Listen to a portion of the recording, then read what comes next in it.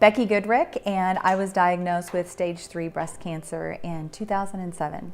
Well, actually, I probably 2 or 3 months before that developed some soreness in my right breast and just couldn't figure out what it was. Went to the doctor right away, had a mammogram, and it was abnormal, but they just thought maybe it was inflammation or something almost like mastitis.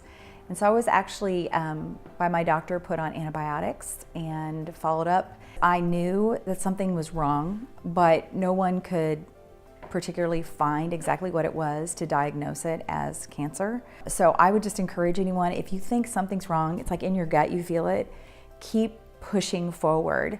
It was when I developed a tumor in my neck and it affected my vision. I went to the emergency room and had a CT scan, and they said, this is a metastasis. Well, I have a nursing background, and when they said metastasis, I knew. I thought, oh my gosh, you know, and I knew right away what it was. And so then spoke to my gynecologist, and he actually referred me, and that's when I got connected with Missouri Cancer Associates.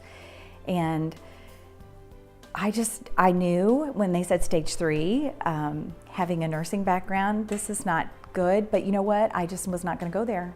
I wasn't gonna go there. I'm gonna get through this. And I had a granddaughter that was supposed to be born in March because I just found out. So I was gonna live to see my granddaughter no matter what. Dr. Ramadas was my physician, and of course his nurse Christy, who I love. He told me what the plan was, and I think we had chemo like every 2 weeks, and then we changed it up and went every 3 weeks. And I think I had chemo from like July to December, and then radiation, and no surgery, because with my particular type of cancer, it wasn't going to change the outcome. I was really blessed that I never had to be hospitalized during my chemotherapy. Really, really tired, you know, and just kind of a vague nausea all the time.